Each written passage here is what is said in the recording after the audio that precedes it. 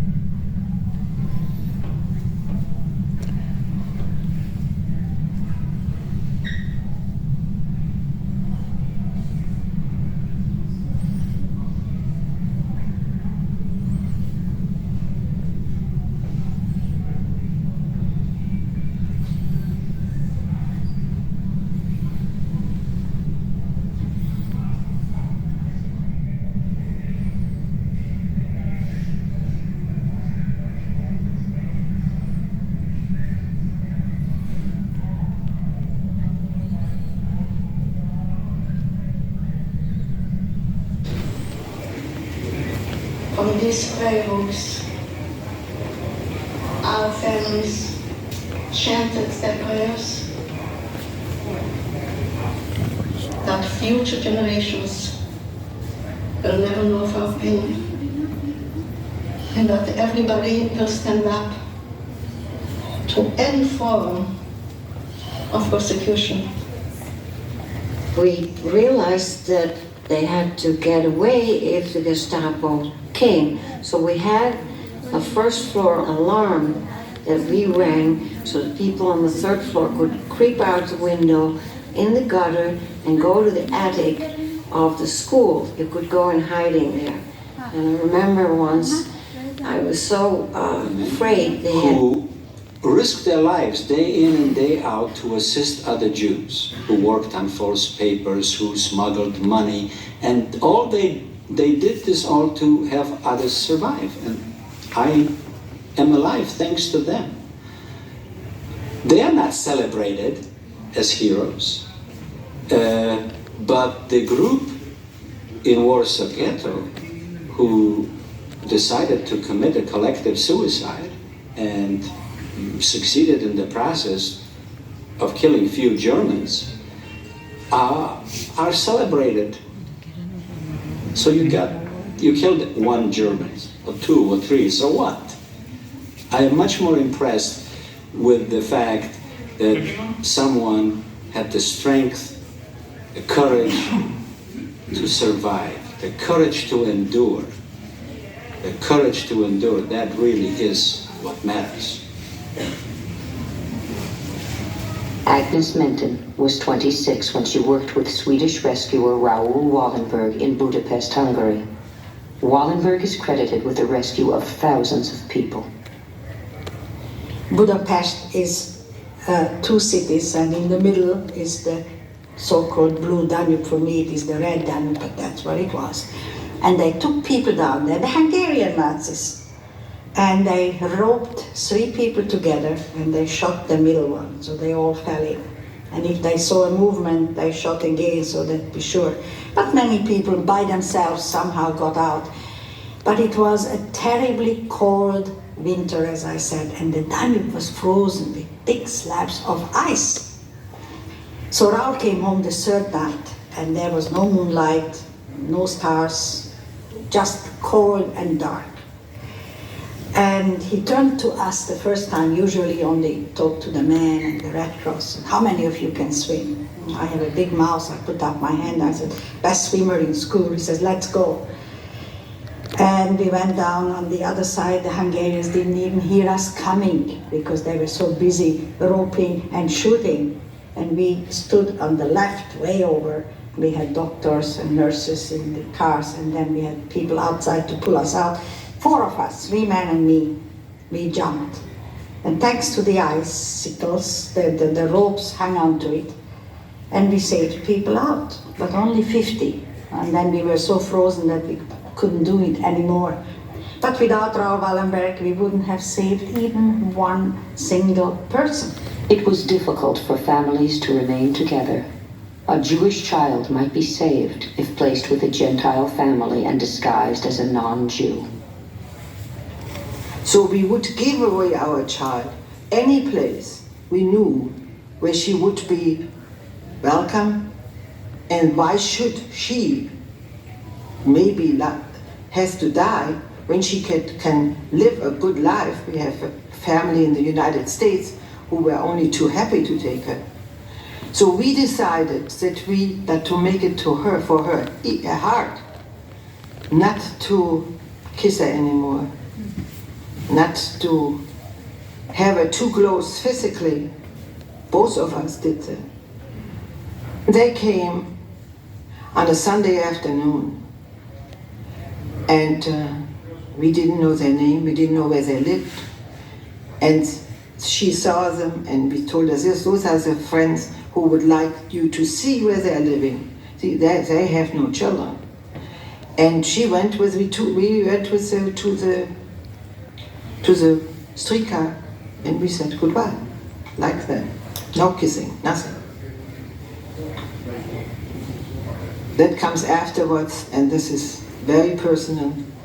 And it's ridiculous to say that it's difficult, because it never changes. It never changes for all those years.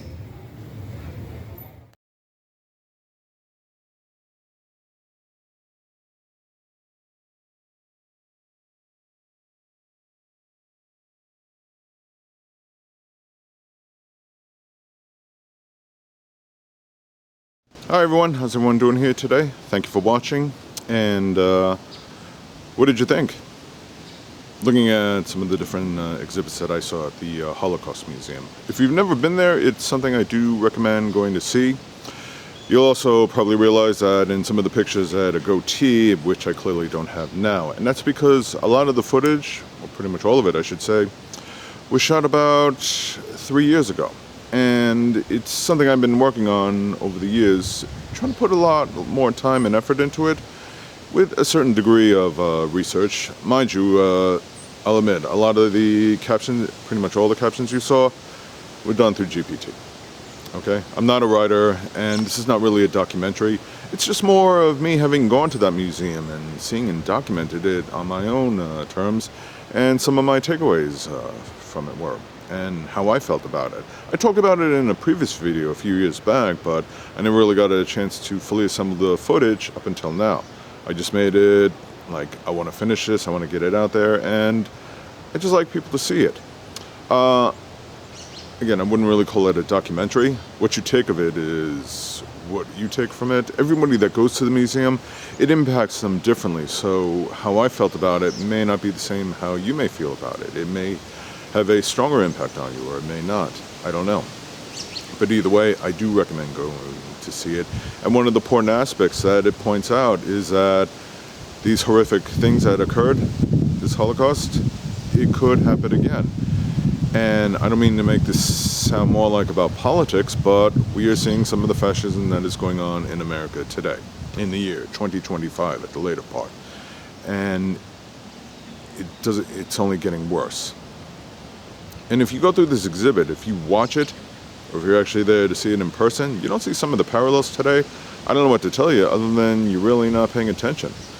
When you see ICE raids going on and people being rounded up in Gestapo-like fashion, being denied due process, an authoritarian who pretty much just runs the government the way he wants, you know, what's the scary thing about it? I don't think our current person in charge, I don't even want to say the name, because again, I'm trying to not make it so much about politics, but more about the museum itself. But the parallels are still there. And maybe this person wasn't as intelligent as Adolf Hitler was.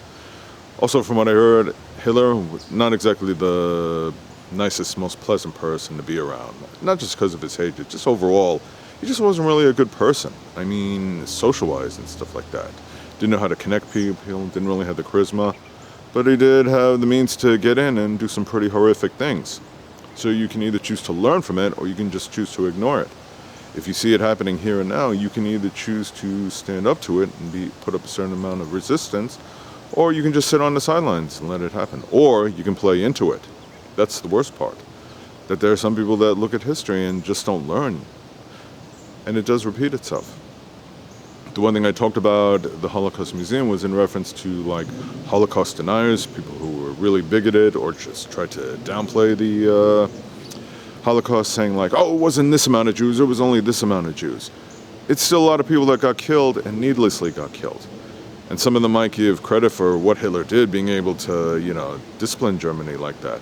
But here's the funny thing, not funny as in humorous, funny as in bizarre, is that those people, as disciplined as they were, as much as they were for Hitler, within a few years, a majority of them would all be dead at a young age. Throwing their lives away, all for what? Because they followed propaganda of hate. That's what we're seeing here and now. So it's good to visit the museum, understand the history, and see how you feel about it. Feel free to leave a comment. But also, you know, take it as a learning lesson moving forward. That's why I've been getting more and more involved in politics, to a certain degree. But at the same time, you know, people have to make their own decisions. But look at the history, see what the takeaway are. If you've never been to the Holocaust Museum and you one day are near or in DC, I sincerely recommend you check it out. because it's an important thing that we should never forget. Even at a time where all the survivors are gone and the people who could still tell the story are no longer alive today, the story still exists, and it's not a story that should ever be ignored. Even in Germany, they teach it. Not a way to, glorify it or anything like that, or show them this is what it was like during Hitler's time, to show what the mistakes that they made. The importance is to build government on caring and being open-minded to all walks of life and not follow propagandas of hate. That's the point. Never forget. So, thank you for watching.